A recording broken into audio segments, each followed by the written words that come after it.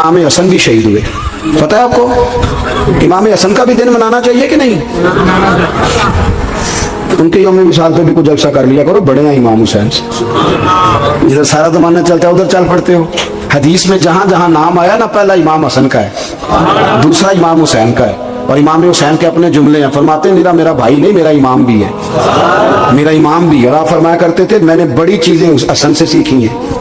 जो उन्होंने सीखा एक बताऊं उसमें से? कुछ लोग थके थके हैं आप में से, हालांकि मैं तो ज्यादा सफर करके आया हूँ। अर्ज करूं जो उन्होंने सीखा है, सुनो। इमाम हुसैन खुद बताते हैं, फरमाते हैं कि अब मेरे भाई ना इमाम हसन अपनी एक बीवी को तलाक देना चाहते थे, इख्तलाफ शदीद हो गया, बात तलाक तक आ गई। मुझे पता चला तो मैं पहुंचा, मैंने कहा भाईजान क्या इख्तलाफ है भाभी से? सुना तलाक देने लगे। फरमाया हाँ तलाक दे दूंगा। चली गई हम लेके। फरमाया बताएं गलती क्या, क्यों दे रहे हैं? तो इमाम हसन फरमाने लगे हुसैन आपने कुरान नहीं पढ़ा? मैंने कहा जी पढ़ा है, बताएं। कहने लगे अल्लाह फरमाता है हुन्ना लिबासुल लकुम व अंतुम लिबासुल लहुन, मर्द औरतों का लिबास है, औरतें मर्दों का लिबास है। फरमाया मेरी बीवी में कोई कमजोरी होगी तो मैं पर्दा डालूंगा कि दुनिया को बताऊंगा? इमाम हुसैन कहते मैंने उठ के भाई का हाथ चूमा। मैंने कहा आयत मैंने पहले भी पढ़ी थी, तफसीर आज समझ में आई है, तफसीर आज समझ में आई है, मेरे बड़े भाई ने समझाई, समझ में आई। कहते कुछ दिनों के बाद इमाम हसन ने बीवी को तलाक दे दी। मैं फिर आया और मैंने कहा मेरे शानों वाले भाई आप भी बता दें क्या मसला था? तो कहते मेरा माथा चूमा मेरे बड़े भाई ने और कहने लगे हुसैन छोड़, वो गैर महरम बीबी है, मैं किसी गैर की बातें तेरे साथ क्या करूं? तलाक दे दी, गैर महरम हो गई, अब उसका जिक्र क्या छेड़ना? कहते मैं समझ गया कि मेरा भाई कुरान की उस रूह को जानता है जो हुसैन तक भी पहुंच रही है। भाइयों इमाम हसन रज़ी अल्लाह तआला अन्हु, आपको पता है ये कायनात का वो अजीम शख्स है, हसन इब्ने अली, वो अजीम हस्ती है जिसने ताज छोड़ दिया, तख्त छोड़ दिया, पर नबी पाक की उम्मत को जोड़ दिया। नबी करीम ने इनको अपने साथ बिठा के कहा था, सही बुखारी में मौजूद है, कहा कि मेरा बेटा हसन सैयद है, ये मुसलमानों की दो जमातें लड़ेंगी तो ये सुलह कराएगा। हजरत इमाम हसन ने तख्त छोड़ा, ताज छोड़ा, लेकिन मुसलमानों को आपस में इतनी बड़ी कुर्बानी, इतनी बड़ी कुर्बानी। यहाँ तो भाई छोटा सा मसला होता है, मस्जिद में अच्छे भले इमाम साहब नमाज पढ़ा रहे होते हैं, बच्चे पढ़ रहे होते हैं, और मस्जिद में तो तकरीबन 15-20 चौधरी तो मस्जिद में होते हैं। तो पिंड तो नहीं है जी? चलो अल्लाह का शुक्र है जी, इतने नहीं थोड़े ने, चलो अल्लाह करे वो भी नाल ही रल जाए, दरवेशी चंगी चुदरा दा की करना है। तो वैसे मैंने देखा है थोड़ी सी जो किसी शहर की बड़ी मस्जिद होती है उसमें 15-20 चौधरी होते हैं, और मौलवी साहब की मजबूरी है सब की मान के चलना, दो की ना माने कारी साहब, दो की। अब वो ये नहीं देखेंगे कि दीन का नुकसान हो रहा है, मस्जिद का मसला है, बच्चों का मसला है, उनको तो जात का मसला है, मेरी नहीं मानी कहता छुट्टी। वो खुदा के बंदो, हम 2 मिनट के लिए चुदराहट नहीं छोड़ते, दीन का नुकसान कर देते हैं। इमाम हसन ने पूरी हुकूमत छोड़ दी, पूरी हुकूमत। इतना बड़ा सखी कम आपको मिलेगा जो सखावत करे और नबी की उम्मत को बचाए सल्लल्लाहु। ये बात बयान नहीं होती, अक्सर नहीं होती, शायद पूरे करबला में आपने ना सुनी हो, इल्ला माशाअल्लाह। इसको समझे इमाम हसन। और फिर मजे की बात, इमाम हसन भी शहीद हुए, जहर दिया गया, और जब वो शदीद बीमार हो गए ना, जहर असर कर गया, तो इमाम हुसैन आए, बड़े परेशान हुए, रो पड़े, कहने लगे भाई मुझे बताओ किसने जहर दिया?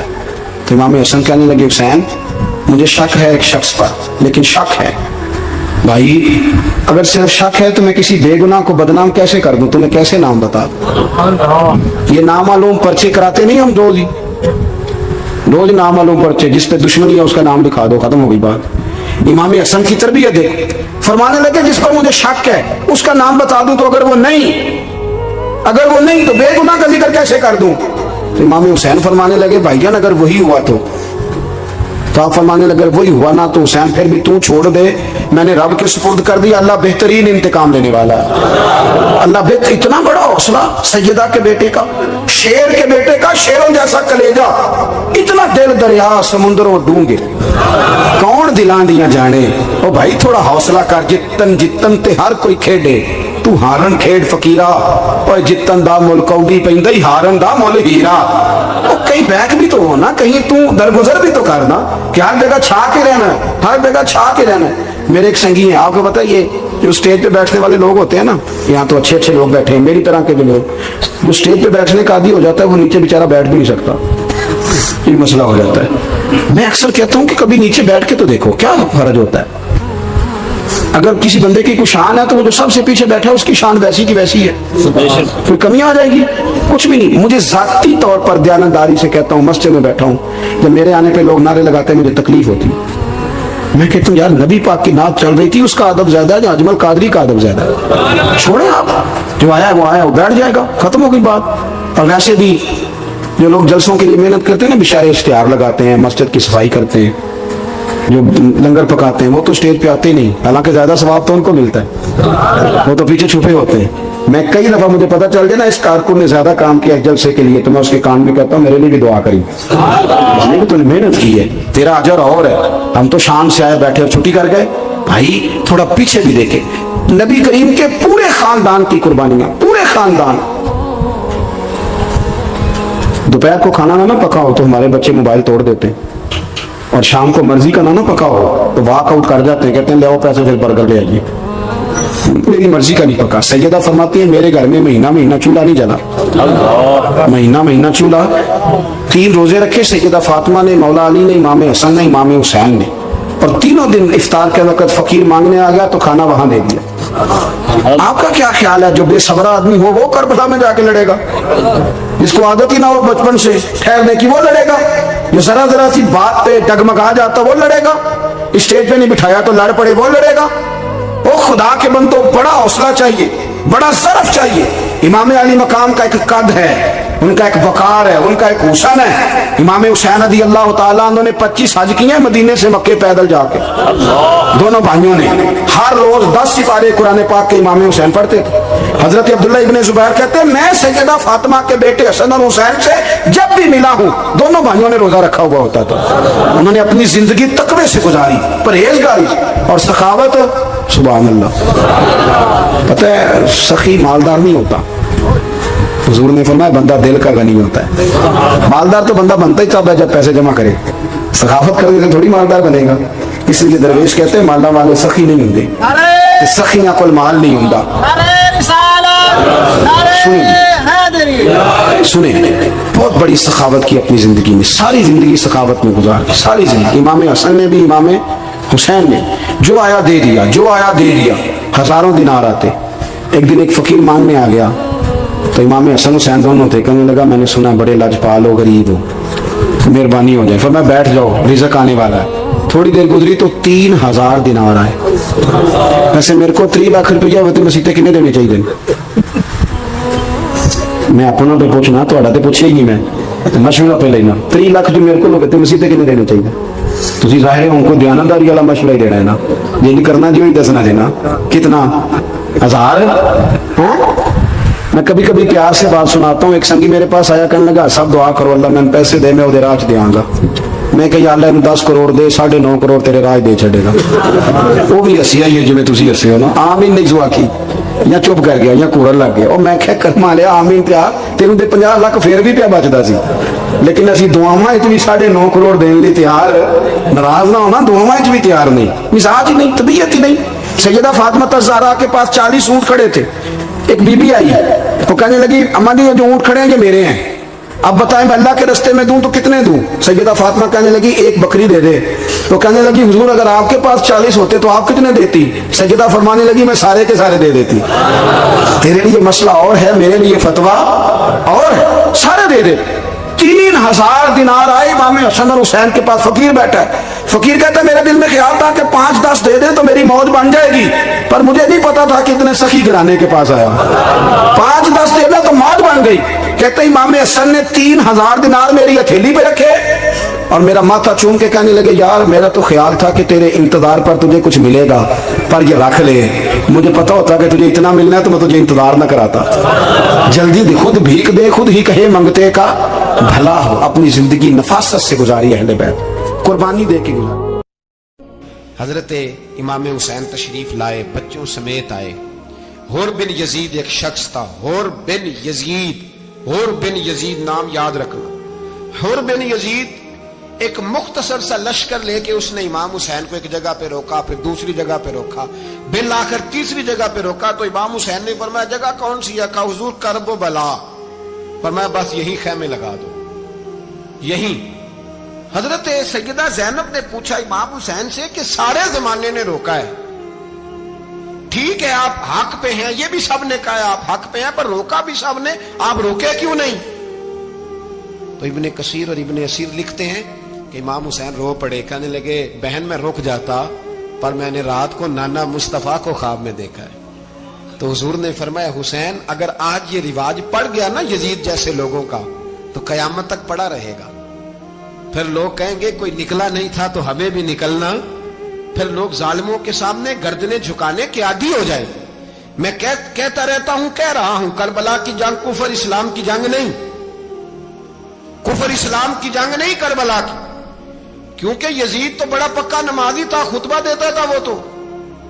جب امام حسین رضی اللہ تعالیٰ عنہ نے کربلا کے میدان میں جمعے کا دن تھا تو یزید کے سامنے کو بات کرنی شروع کی عمر بن سعد کے سامنے، تو عمر بن سعد کہنے لگا حسین زیادہ باتیں نہ کر، ہمارا جمعہ لیٹ ہو رہا ہے، جنگ کے لیے تیار ہو، فٹافٹ آ، اہل بیت نبوت کو قتل کریں گے اور قتل کے بعد پھر نماز پڑھیں گے اور پھر کہیں گے اللہم صلی علی محمد وعلی آل محمد، اسی نماز میں پھر درود بھی پڑھیں گے۔ یہ کیسا مرتبہ ہے، کیسا انداز ہے، دوستی قاتل سے بھی مقتول سے یارانہ بھی۔ حر بن یزید امام حسین سے کہنے لگا مجھے حکم ہے آپ کو روکنے کا، آپ آگے نہیں جا سکتے۔ امام صاحب نے فرمایا وجہ؟ زمین اللہ کی ہے۔ اس نے کہا آپ بیعت نہیں کر رہے، یزید کی حالات آپ کے حق میں درست نہیں ہیں، آپ نہیں جائیں گے۔ امام روک گئے۔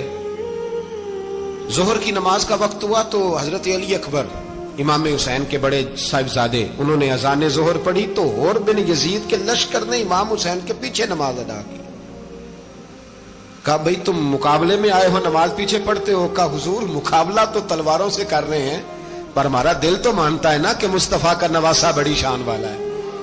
حر بن یزید نے 3 نمازیں لشکر سمیت امام حسین کے پیچھے پڑھی ہیں، 3 نمازیں، ظہر اثر اور مغرب۔ پھر امام حسین کے سامنے شرائط پیش کی کہ آپ کو یہاں گھیر لیا گیا ہے، یہاں آپ بیعت کریں گے، یہاں آپ جنگ کریں گے، 2 ہی باتیں۔ امام حسین نے فرمایا نہیں بھائی بیعت تو میں نہیں کرتا، اس کے علاوہ تم جو کہتے ہو میں کرنے کو تیار ہوں۔ اس نے خط لکھا، عبید اللہ ابن زیاد کو ایک بندہ دوڑایا پیچھے، کوفے چند میل پہ کوفہ تھا، کہا وہ نہیں مان رہے، کیا کرنا ہے؟ تو حسین ابن علی ہے، میں زیادہ دیر انہیں روک بھی نہیں سکتا۔ انہوں نے پیغام دیا حر بن یزید کو کہ کرنا کچھ بھی نہیں، ان کا پانی بند کر دو، بلیک میل کرو، کھانا پانی نہیں ملے گا، چھوٹے چھوٹے بچے ہیں، خود ہی مان جائیں گے۔ حضرت امام علی مقام کے بارے میں حر کے پاس جب یہ پیغام آیا تو حر کہنے لگا میری طبیعت نہیں مانتی حسین پر پانی بند کروں، دل نہیں مانتا۔ جب یہ لفظ کہے نا دوبارہ تو پھر عبید اللہ ابن زیاد نے عمر بن سعد کو 10,000 آدمی دے کے بھیجا، کہا حر بن یزید لچک دکھا رہا ہے حسین کے حق میں۔ ایک رے کا علاقہ تھا، بڑی وہاں فصل ہوتی تھی، لوگ کوشش کرتے تھے وہاں کا گورنر بننے کی، کوشش کرتے تھے۔ تو عبید اللہ ابن زیاد کہنے لگا تمہیں رے کی گورنری ملے گی، سب سے سرسبز و شاداب علاقہ، تمہیں وہاں کا گورنر بنایا جائے گا اگر حسین کے خلاف لڑو گے۔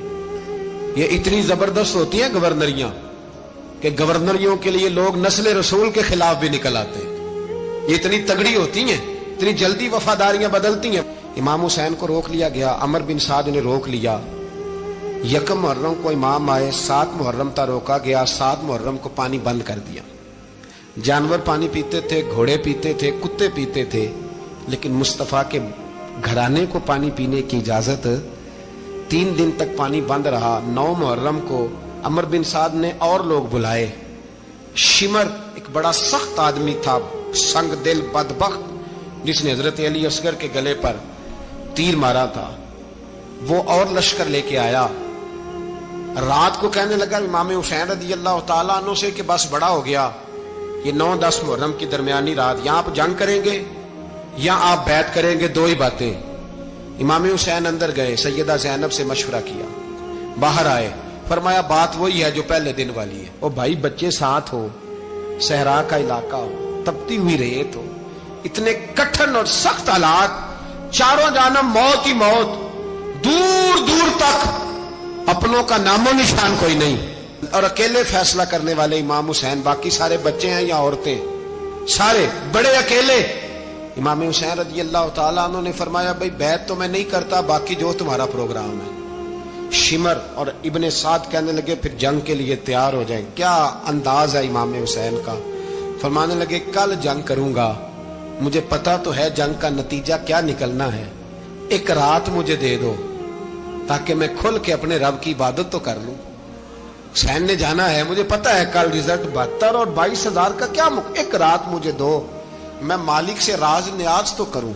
मैं गोया उससे पूछूं तो सही कि मालिक मेरे वालिद भी शहीद हैं, भाई भी शहीद हैं, नाना को भी दुखों में देखा है, तो अब मेरी बारी है, तो मालिक मैं हाजिर हूं, मुझे मौका तो दो। इसलिए कि मेरे नाना ने बदर में भी सारी रात इबादत की थी, सुबह मुझे मौका दो। और दुनिया का उसूल है जब कोई मौका मांगता है तो दिया जाता है।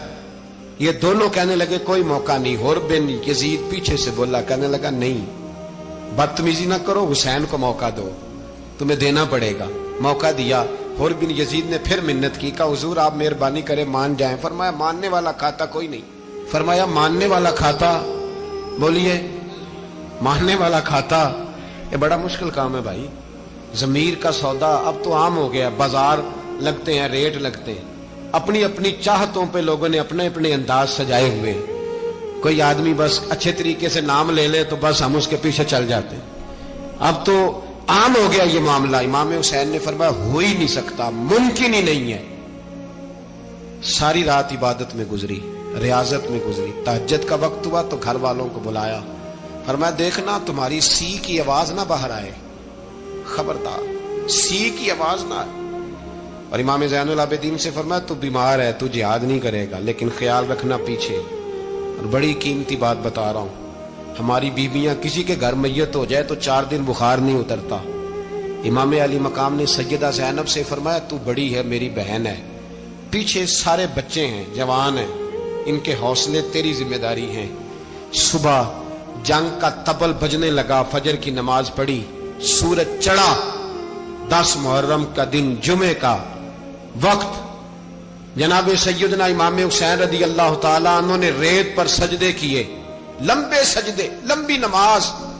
सूरत शम्स की आयात दूसरी रकत में पढ़ी तो सारा करबला गूंजने लगा। क्या अंदाज़े तकल्लुम था इमाम अली मकाम का। नमाज मुकम्मल हुई तो होर बिन यजीद, अमर बिन साद और शीमर से कहने लगे वाकई हुसैन से लड़ोगे? पता नहीं कौन है। कुल्ला असालुकुम अलैहि अजरन, तुमने नहीं पढ़ा इल्लल मवद्दत फिल कुर्बा, तुम्हारी आंखें बंद है। अल हसन वल हुसैन सय्यदु शबाब अहले जन्नह, तुम्हें नहीं पता? कहने लगा चुप कर, हुकूमत नजर आ रही है। और बिन यजीद कहने लगे फिर मेरा भी फैसला सुनो, मुझे हुकूमत नहीं चाहिए, मुझे जन्नत चाहिए। हुकूमत नहीं चाहिए। इमाम हुसैन की पहली फतह देखें, और बिन यजीद एड़ी लगा के ना यजीद के लश्कर से निकल के इमाम हुसैन के लश्कर में शामिल हो गया। और पहला शख्स जिसने इमाम हुसैन को रोका, इमाम हुसैन के नाम पर पहला सर भी इसी शख्स ने कटाया है। लेकिन यजीद की कब्र पे लानत भी कोई नहीं बरसाता, उसका महल था बहुत बड़ा। लेकिन जब लोग करबला में इमाम हुसैन को सलाम करने जाते हैं तो कदमों में होर बिन यजीद का मजार भी बना हुआ है, उसको भी सलामी दी जाती है। और अब हम अकेला होर बिन यजीद नहीं कहते, हम कहते हैं होर बिन यजीद रदी अल्लाह ताला। अब हम इतनी ताजीम करते हैं उस होर की। जनाबे इमाम हुसैन को मैदान में खड़ा किया गया, जिहाद का तबल बजा, पहले खुद्दाम आए। और सुन लो, आज वो पता नहीं बाजारी से लोग चढ़ गए स्टेजों पे, बाजारी से, ना चेहरे पे दाढ़ी है, ना सर पे कोई कपड़ा है, बाजारी लोग हैं, भाग रहे हैं, बाजू चढ़ाए हुए हैं, बटन खोले हुए हैं, तमाशा बना दिया। सुनने वालों का भी अल्लाह ही हाफिज है। वो स्टेज पे ये अहले बैत की शान बयान करता है, भाग के उधर जाता है, ये कोई तरीका है? सुनने वालों का भी अजीब अंदाज है, हर बंदे को सुनने बैठ जाते हैं। दीन मुहज्जब है, तहजीब वाला है, दलाइल रखता है, दीन वकार रखता है, ऐसे लोग अब दीन बयान करेंगे। हजरत सैयदना इमाम हुसैन रज़ी अल्लाह ताला अन्हु सुबह जब जिहाद का वक्त आया, पता है कौन कौन थे करबला में? इमाम हुसैन के साथ इमाम हुसैन के 4 भाई थे करबला में। कितने? बोल के बताए। हजरत अली के 4 बेटे, अब्बास बिन अली, जिनको हजरत अब्बास कहा जाता है ना, अलमदार, ये हजरत अली की दूसरी जोजा में से। अब्बास बिन अली भी थे और अबू बकर बिन अली भी थे, उमर बिन अली भी थे, उस्मान बिन, ये हजरत अली के बच्चों के नाम है। ये आपके शहजादे इमाम हुसैन के साथ शहीद हुए। इनका नाम सिर्फ इसलिए नहीं लिया जाता कि इनका नाम खुलाफाए सलासा के नाम पे, حضرت علی نے اپنے یاروں کے نام پہ رکھا ہے تو تم نے کربلا کے میدان سے خارج کر دیا. یہ تینوں شہزادے حضرت جناب سیدنا امام حسین کے ساتھ تھے, یہ بھی شہید ہوئے. حضرت جناب زینب امام حسین کی سگی بہن ہے. ان کے 2 بچے تھے, اون و محمد. جب امام حسین میدان میں جانے لگے تو جناب زینب بچوں سے کہنے لگی نہ, پہلے بھائی نہیں جائے گا, پہلے بھانجے جائیں گے. 2 بچے شہید ہوئے. حضرت قاسم بن حسن امام حسن کے بیٹے تھے. وہ جب میدان میں جانے لگے تو امام حسین نے کہا نہیں بھائی تو نہیں جائے گا, تو میرے بھائی کی نشانی ہے, میں جاؤں گا. تو حضرت قاسم بن حسن نے ایک تعویذ کھول کے دیا کہ ابا جی میرے والد نے کہا تھا جب بڑی مشکل آ جائے تو تعویذ کھول کے دیکھنا. تو آج بڑی مشکل آئی ہے تو میں نے تعویذ کھولا ہے, تو یہ دیکھیں کیا لکھا ہے. یہ تو رکا ہے, تعویذ ہے ہی نہیں. جب کھول کے دیکھا تو اس پہ لکھا تھا قاسم اگر حسین پہ کوئی کڑا وقت آ جائے تو بیٹا کے آگے آگے رہنا, اگر کڑا وقت میرے بھائی پہ کبھی آ جائے نا دیکھنا اس کے آگے آگے چلنا, اسے حسن کی کمی نہ محسوس ہو. پائیاں جہاں ساک نہیں کوئی جے وچ خار نہ ہوئے. سیدنا امام حسین پہلی دفعہ کربلا میں اس وقت روئے جب یہ رکا. آپ نے دیکھا تو فرمایا ٹھیک ہے, اگر حسن کی یہ وصیت ہے تو میں نے زندگی میں اگر ان کی ہر بات مانی ہے اب بھی مانوں گا, تمہیں اجازت ہے. جناب قاسم بن حسن 16 سال کا جوان جب میدان میں نکلے تو ہائے ہائے پتہ نہیں کہاں سے آ گئی ہے. امام قاسم بن حسن جب میدان میں نکلے تو تبری سے لے کر علامہ ابو الاسناد صاحب سب کو پڑھ کے تو دیکھو, 3 دن کی پیاس ہے, شدید آزمائش ہے, دکھ ہے, تکلیفیں ہیں, پھر بھی پہلی دفعہ جب میدان میں گئے ہیں واپس آئے ہیں 19 لوگوں کو قتل کر کے واپس آئے. 19 لوگوں کو ایک بار میں حضرت ایسے ہی تماشا بنا دیا. مظلوم تھے وہ تو رو رہے تھے, ہر مقرر یہ کہہ رہا ہے کہ وہ تو بار بار کہ ابا پانی مل جائے, پانی آ جائے, ترس گئے. خدا کا خوف کرو, یہ دلیر لوگ تھے, ان کی باتیں آج بھی پڑھ کے دلیری پیدا ہوتی ہے, دلیری پیدا ہوتی ہے, دلیری. سناؤ قصہ خیبر کو تمامی اپنے بچوں کو, علی کی داستان سن کے دلوں سے ڈر نکلتا ہے. علی کی داستان سن کے دلوں سے یہ جو بچے ڈر رہے ہیں نا, وہ چمگادڑ آ گئی, کاکروچ آ گیا, یہ خوف نکل جائے گا اگر حضرت قاسم بن حسن کی بات سنے گی. درجنوں لوگ آپ نے قتل کیے. ایک دفعہ آئے کہا چاچا یزید کا لشکر تو بڑا ہی بزدل ہے, اگر چند قطرے پانی میرے حلق سے گزرے تو میں سارے کاٹ کے لے آؤں گا آپ کے پاس, چند قطرے. لیکن تھوڑی دیر گزری, عمر بن سعد کہنے لگا اکیلے اکیلے جاؤ گے تو علی کا پوتا ہے, یہ سب کو مار دے گا, اکٹھے جاؤ. چاروں جانب سے تیر برسے, ایک تیر لگا آ کے گردن کے پیچھے, بس جناب سیدنا قاسم بن حسن گھوڑے سے نیچے گرے. تو جناب زینب حوصلہ کر کے آنسو سمیٹ کے کہنے لگی میں دیکھ رہی ہوں پردے کے پیچھے سے حسین میرے بھائی کا بیٹا گر گیا ہے, جا اسے اٹھا کے لا. حضرت امام حسین ان کو اٹھا کے لائے تو امام حسین نے سینے سے لگایا ہوا تھا تو ان کے پیر, ان کا قد لگتا تھا امام حسین سے زیادہ ہے. اٹھا کے لایا, لٹا دیا گیا. امام حسین کے اپنے بڑے بیٹے میدان میں نکلنے کو, علی اکبر نام ہے, جب جن لوگوں نے حضور کو نہیں دیکھا تھا وہ جب کہتے نا ہم نے نبی پاک کا دیدار نہیں کیا تو بتاؤ کس طرح کے تھے, تو بتایا جاتا تھا کہ جناب علی اکبر کا دیدار کرو, ہم شبیہ مصطفیٰ. اور جب وہ گلیوں میں نکلتے تھے تو عورتیں چھتوں پہ چڑھ جاتی تھی. جناب علی اکبر رضی اللہ تعالیٰ عنہ تلوار لے کے میدان میں نکلے, جوان بیٹے دینے بڑے مشکل. او یارو رٹا کیا ہے یہ تو بتاؤ, کہ ظالم آدمی حکمران ہے یار, یہ رٹا ہے, ایک ظالم کا رستہ روکنا ہے, اس رٹے کے لیے ہم شبیہ مصطفیٰ.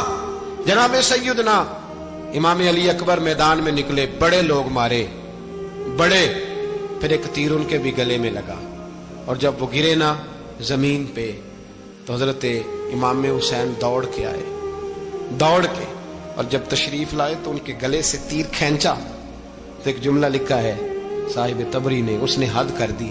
کہنے لگے تیر کھینچا تو امام حسین کی آنکھوں میں آنسو آئے, کہنے لگے کاش جناب ابراہیم آج میرے سامنے ہوتے تو میں انہیں کہتا کہ آپ نے تو بیٹا ذبح کرتے وقت آنکھوں پہ پٹی باندھی تھی, دیکھو میں کھلی آنکھوں سے بچے ذبح کر رہا, کھلی آنکھوں. کاش جناب ابراہیم خلیل ہوتے تو انہیں کہتا جناب علی اکبر بھی شہید ہوئے. حضرت علی اصغر کو تو اچانک اٹھایا تھا امام حسین, باہر نکلے تو گردن پہ تیر لگا تو 6 مہینے کا بچہ وہ بھی شہید ہوا. خون اچھالا آسمان کی طرف تو کہا مولا دیکھ لے, میں نے 6 مہینے والا بھی نہیں بچایا, وہ بھی دے دیا ہے. پھر حضرت عباس کو بیٹیوں نے کہا کہ اب نہ, کچھ کہتے ہیں پہلے شہید ہوئے, کچھ نے لکھا بعد میں, کہ اب ہم سے پانی کے بغیر نہیں رہا جاتا. تو جناب عباس پانی کا مشکیزہ لے کے نکلے, باہر نکلے, ایک ہاتھ کٹا, دوسرے پہ مشکیزہ وہ بھی کٹا. دیکھ لو میں پس منظر پہ ہوں ابھی تک, میں بتا رہا ہوں کہ جہاد کس کے خلاف تھا؟ ظالم حکمران کے خلاف, ظالم کافر کے خلاف نہیں, مشرک کے خلاف نہیں. حضرت امام حسین رضی اللہ تعالیٰ عنہ نے ہر جگہ ایک ہی بات کی کہ یزید شرابی ہے تو بچے کٹوا دوں گا, شرابی کو ووٹ. یہ ایک نہیں, ہر کتاب میں یہی لکھا, ہر کتاب میں, اور ہر مسلک کی کتاب. یزید چونکہ مجرے دیکھتا ہے, رنڈیوں کا ناچ دیکھتا ہے, بچے کٹوا دوں گا, اس کے ہاتھ میں ہاتھ. امام حسین نے فرمایا چونکہ اللہ کی حدوں کو توڑتا ہے, حقوق اللہ پامال کرتا ہے, حدود اللہ, بچے کٹوا دوں گا لیکن اس کے ہاتھ میں ہاتھ. سارا دن خود مجرا دیکھنا اور 10 محرم کو 2 دیگیں پکا کے حسینی بن جانا, سارا سال خود گند مند کرنا, شرابیوں کے ساتھ رہنا اور 10 محرم کو 2 آنسو بہا کے یاد رکھنا. میں ہمیشہ کہتا ہوں, پھر کہہ رہا ہوں, جس کے موبائل میں گندے گانے ہیں, گند دیکھتا ہے, شرابی کبابی کا سپورٹر ہے, ووٹر ہے, یا مجرے دیکھتا ہے, آتا جاتا ہے, وہ یاد رکھے قیامت میں امام حسین کا ہاتھ ہوگا, اس کا گریبان ہوگا. ہم سے نہ رقم ہوں گے قصیدے یزید کے, ہم لوگ تو حسین کے سیرت نگار. حضرت عباس بازو کٹا, پھر پانی تو بھر لیا تھا, لا نہ سکے, پھر گردن کٹی تو شہید ہوئے. بچوں کی بھی شہادت ہوئی, پر جب ان کا لاشا اٹھایا تو امام حسین کہنے لگے مولا اب نہ حسین کی کمر کمزور ہو گئی ہے, اب کمزور ہو. اور بھائی ایک میت ہو جائے تو 4-5 دن تو پوری آنکھیں نہیں کھلتی, کیسا جری خاندان ہے. تھوڑی دیر گزری تو امام علی مقام نے پٹکا باندھا, سر پہ دستار باندھی, مولا علی کی تلوار پکڑی, نبی پاک کا امامہ باندھا اور گھوڑے پہ سوار ہوئے تو کہنے لگے زینب گھر تیرے حوالے اور میں اللہ کے حوالے, گھر تیرے حوالے اور میں. اور پھر امام حسین نکلے, امام علی مقام نکلے. راوی کہتے ہیں کہ یہ جلوہ پہلے بھی بڑے سونے تھے, پر آج جو رنگ دیکھا وہ کبھی نہیں دیکھا. کیا انداز تھا, جدھر جاتے نعرہ لگاتے تو حد ہو جاتے. اتنے لوگ امام حسین نے کاٹے, اتنے کاٹے, پھر واپس پلٹ کے آئے اور کہنے لگے زینب ذرا پردے کے پیچھے سے دیکھ تو صحیح میری بہن, ان بزدلوں کو جرت ہی نہیں ہو رہی حسین کے مقابلے میں آنے. ایک دوسرے کو دھکا دیتے, تو جا تو جا. پھر اکٹھے وار ہوئے. یہ کون ہے کٹا ہوا, لباس ہے پھٹا ہوا, یہ بال یقین حسین ہے, نبی کا نور عین ہے. پھر چاروں جانب سے تیر برسے تو امام علی مقام چونکہ نماز کا وقت ہو گیا تھا, اترے گھوڑے سے, خون بہ رہا تھا, گرم ترین ریت سے تیمم کیا, سر سجدے میں رکھا, اور جب شیمر آپ کی گردن کاٹنے لگا تو کہنے لگے ٹھہر جا ذرا رب سے ایک بات کر لینے دے. اور پھر بولے امام حسین, کہنے لگے مالک تو اب بتا کہ حسین سے راضی ہے کہ ناراض ہے, تو بتا. تو پھر ایک آواز آئی, یا ایتھا النفس مطمئنہ ارجعی الی ربک راضیۃ مرضیہ. فرمایا نفس مطمئنہ واپس آ جا, تو اللہ سے راضی ہے, اللہ تجھ سے راضی. امام حسین وہاں شہید ہو گئے. اب یہ قافلہ امام حسین کا سر کاٹ, ذرا دیکھنا غور کرنا, سر کاٹ کے نیزے پہ رکھا ہے, جسم کربلا میں پڑا ہے. عورتوں کو گھوڑوں پہ بٹھا کے لے جایا گیا یزید کے دربار میں. یزید پہلے عبید اللہ ابن زیاد نے بدتمیزی کی, پھر یزید نے کی. سعودی عرب کا ایک مولوی بول رہا تھا, سعودی عرب کا, ان سے بھی بڑا عشق ہے, جس نے تقریر سننی ہو میرے پاس ہے. ہمیں لوگ مشورے دیتے ہیں کہ جو یزید کو اچھا کہے اور حسین کو باغی کہے اس کو ہم امام مان لیں. اس بے شرم بے حیا کو جو نبی پاک کے گھرانے کے بارے میں بکے اسے امام. سعودی عرب میں مسجد نبی میں درس دینے والا جس نے تقریر سننی ہو میرے پاس ہے. وہ کہتا ہے یزید تو بڑا اچھا آدمی تھا, اس نے تو بڑی خدمت کی. تو میں نے اسے کہا رشتہ داری کر لیا یزید کے ساتھ, قریب ہو جا. شرم نہیں آتی؟ آج بھی نبی پاک کا دل دکھاتے ہو, حیا نہیں آتی, خیال نہیں آتا. اور لوگ گھر میں بیٹھ کے باتیں کرتے ہیں. कहते हैं जी जो बैतुल्लाह में हो वो भी बुरा हो सकता है। बैतुल्लाह में तो 360 बुत भी थे, वो अच्छे थे। मदीने में तो 360 मुनाफिक भी रहे, पूरी सूरह मुनाफिकून नाज़िल हुई, वो अच्छे थे। अजीब तमाशा बना दिया लोगों ने मजहब का। कहता है यजीद ने तो बड़ी खैर, वो तो उबैदुल्लाह इब्ने ज़ियाद ने कत्ल किया। बेशर्मो, अगर उबैदुल्लाह इब्ने ज़ियाद ने भी कत्ल किया था तो हुकूमत किसकी थी? तो फिर यजीद ने उबैदुल्लाह इब्ने ज़ियाद को सजा क्यों नहीं दी, बल्कि एक जगह 2 गवर्नरियां दी उसको? ये हाल किया। बल्कि सुनो कि यजीद छड़ियां मार रहा था, छड़ियां। इमाम हुसैन के लबों पे तो नुमान बिन बशीर सहाबी थे, बोल पड़े, कहने लगे ओ यजीद बदबख्त, हाथ पीछे उठा, मुझे अल्लाह की इज्जत की कसम, मैंने सैकड़ों बार नबी पाक को इन होंठों को चूमते देखा है। हजरत जनाबे ज़ैनब औरतों के मजमे में पीछे होके बैठी हैं। यजीद के पास जब पहुंचा लश्कर तो यजीद कहने लगा देखो अल्लाह ने मुझे इज्जत दी और मेरे मुखालिफों का क्या हाल हुआ।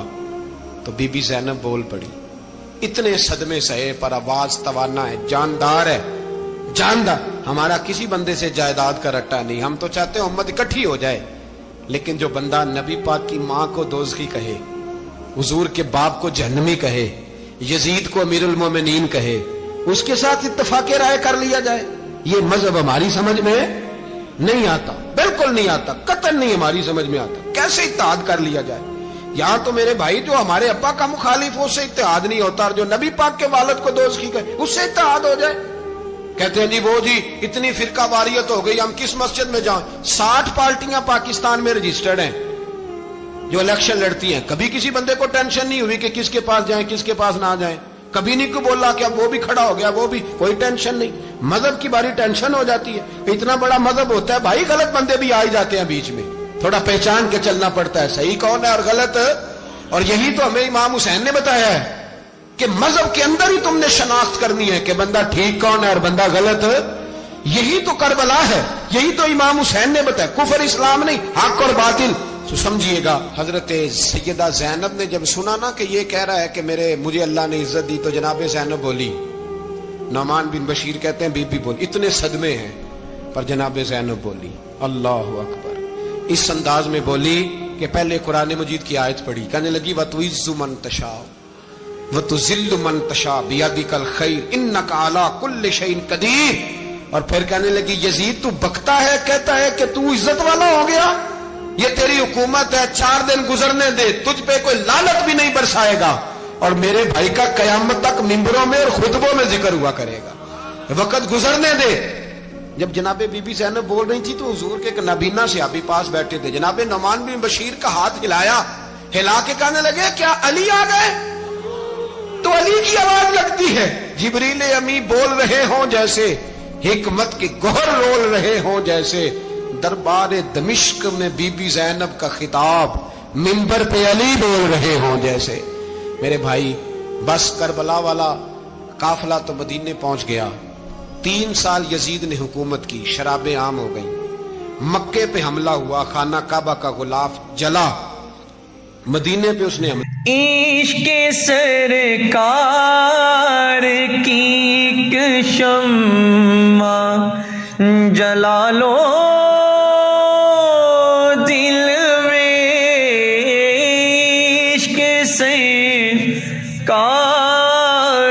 की शम्मा जला लो दिल में, बाद मैंने केला किया।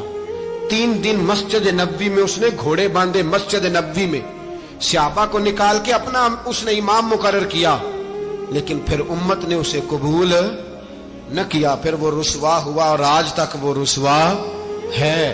लेकिन इमाम हुसैन का नाम कल भी जिंदा था और आज भी। दर्स ये है, दर्स ये है, पैगाम ये है, पैगाम ये है, याद रखो मौत तेजी से आ रही है, हमारे साथ वाले दाएं बाएं वाले सब चले गए, इसी तरह नंबर लगेगा, एक दिन ऐलान होगा। ज़मीर के कैदी बन के जिंदगी ना गुजारो, बिल्कुल ना गुजारो, ये थोड़ी सी जिंदगी है, दुनिया सिजनुल मोमिन। हक बात करो, हक पे डटना सीखो, दीन समझो, खबरदार रसूल पाक सल्लल्लाहु अलैहि वसल्लम के दीन में जालिम, जाबिर, फासिक, फाजिर की कोई गुंजाइश कतई नहीं है। اپنے آپ کو سمیٹو, اپنے آپ کو سنبھالو, دین میں اپنا کردار ادا کرنے کی کوشش کرو. دین طلب. حضرت عمر رضی اللہ تعالیٰ عنہ جیسی شخصیات پیدا ہی نہیں ہوتی دوبارہ. سارے صحابہ در رسالت مآب پہ خود آئے. یہ وہ عظیم شخص ہے جسے اللہ کے محبوب نے اللہ سے مانگ کے لیا ہے. کہا اے اللہ یہ مجھے دے دے, اللہ سے مانگ کے لیا ہے. اس لیے صوفیاء کہتے ہیں کچھ مرید ہوتے ہیں کچھ مراد ہوتے ہیں. کچھ مرید ہوتے ہیں کچھ مراد ہوتے ہیں. مرید وہ ہوتا ہے جو چل کے آتا ہے, آ کے مرید ہوتا ہے. مراد وہ ہوتا ہے جسے کہا جاتا ہے کہ یہ کبھی میرا بن جائے نا, یہ کبھی آ جائے نا, میرا بن جائے, اس کو مراد کہتے ہیں. حضرت عمر مصطفیٰ کریم کی مراد ہیں, حضور کی مراد ہیں. اللہم اعز الاسلام بے اسلام عمر ابن خطاب, اے اللہ اسلام کو عزت دے دے, میرے عمر کو کلمہ پڑھنے کی توفیق عطا فرما دے. اور کیسے دعا مانگی؟ او یار حضرت عمر کی تو اس فضیلت کا کوئی جواب نہیں دے سکتا. میرے رسول پاک علیہ السلام سب کے لیے ہی دعا مانگتے ہیں نا, حضور کی دعا عام ہے, لیکن مصطفیٰ کریم نے کعبے کا غلاف تھام لیا اور غلاف کعبہ کو حضور نے سینے سے لپٹایا اور سینے سے چمٹا کے کہا اے اللہ میں نے تو کبھی سوال ہی زیادہ نہیں کیے, میں کرنے آیا ہوں, مجھے عمر دے دے, عمر دے دے. حضور نے مانگ کے لیا. اور پھر جب جس کو حضور مانگے اللہ سے, کہ حضرت عمر رضی اللہ تعالیٰ عنہ کا آج یوم شہادت ہے. میرا تو دل کرتا تھا کہ فجر سے باتیں شروع ہوں اور سارا دن ہی عمر کی باتیں ہوتی رہیں, سارا دن جناب عمر کی باتیں, سارا دن. اس لیے کہ ذکر جناب عمر کا ہوگا پر راضی اللہ کے رسول ہوں گے صلی اللہ, تو جاگ کے بیٹھیں, خوش ہو کے بیٹھیں. ہمارے ہاں منایا ہی نہیں جاتا. بابے اللہ کی تا ساؤن بھادروں اسو کتا تے منڈے جنوری فروری, تو اسلامی سال بھی گیا اور وہ تاریخیں بھی ساری گئیں. یکم محرم امت مسلمہ کے لیے بہت بڑا دن ہے, بہت بڑا دن. یہ شہادت ہے حضرت عمر فاروق کی رضی اللہ تعالی عنہ. یہاں چھوٹی چھوٹی باتوں پہ گورنمنٹ چھٹی کرتی پھرتی ہے, چھوٹی چھوٹی باتوں. الیکشن ہو گیا تو چھٹی, فلاں جگہ پہ تھوڑا سا کسی نے خبر دے دی کہ کوئی پریشانی ہے تو چھٹی, فلاں جگہ یہ ہو گیا تو چھٹی. یہاں تک کہ فلاں وزیر صاحب فلاں علاقے میں آئیں گے تو سارے علاقے کو چھٹی. اور اب تو اس سے بڑا حال ہونے لگا ہے, اگر جن لوگوں کی سندھ میں حکومت ہے ان کے لیڈر کا دن آیا تو اس دن چھٹی, اور جن کی پنجاب میں حکومت ہے ان کا دن آیا تو چھٹی. ہمارا مطالبہ ہے حکومت پاکستان سے, اگر سر اٹھا کے جینا چاہتے ہو تو یکم محرم کو چھٹی کیا کرو. اگر سر اٹھا کے جینا چاہتے ہو تو یکم محرم کو چھٹی کرو جناب عمر کے دن. اور ملت کے جوانوں کو بتاؤ کہ اگر عزت کی زندگی جینا چاہتے ہو تو اس طرح جیو جس طرح فاروق اعظم جی کے گئے ہیں. عزت اور وقار کی زندگی. جمہوریت حضرت عمر سے سیکھنی پڑے گی, حکومت کرنے کے طریقے حضرت عمر سے. رعایا کو سیکھنا پڑے گا کہ امیر کس طرح بنایا جاتا ہے اور امیر کس طرح کے ہوتے ہیں. یہاں لوگ ہمیں یورپ کی مثالیں دیتے ہیں, لوگ یہاں ہمیں آ کر کے امریکہ کی مثالیں, انہیں کیا پتا حکومت کیا ہوتی ہے. وہ کہتے ہیں جی وہ سائیکل پہ جاتا ہے ان کا حکمران. میں نے کہا وہ سائیکل پہ جاتا ہے؟ میرے عمر فاروق مدینے سے مکے گئے تھے تو پیدل ہی حج کرنے چلے گئے, پیدل ہی. اور جناب عمر فاروق رضی اللہ تعالیٰ عنہ عید کی نماز پڑھانے گئے, عید کی نماز عمر خطبہ عید دینے گئے. اور اس زمانے میں کون سا غریب ہے جو ننگے پاؤں جاتا ہو؟ کون سا غریب ہے جو مسجد ننگے پاؤں جاتا ہو؟ لوگوں نے تو 3 قسم کی چپلیں رکھی ہوئی ہیں, ایک مسجد جانے کی علیحدہ ہے, گھر پہننے کی علیحدہ ہے, شادی بیاہ پہ جانے کی چپل علیحدہ ہے. حضرت عمر فاروق رضی اللہ تعالیٰ عنہ نکلے عید کا خطبہ دینے کے لیے تو بیوی سے کہنے لگے جوتا. اس نے کہا صاحب اتنی دفعہ ٹوٹا ہے اب گانٹھا نہیں جا سکتا, اتنی دفعہ ٹوٹا ہے کہ اب دوبارہ پیمند نہیں لگ سکتے. تو حضرت عمر کہنے لگے چل کوئی حرج نہیں, بغیر جوتے کے ننگے پیر ہی چلتے ہیں, کوئی حرج نہیں. تو کہنے لگے لوگ کیا کہیں گے؟ فرمایا چپ کر,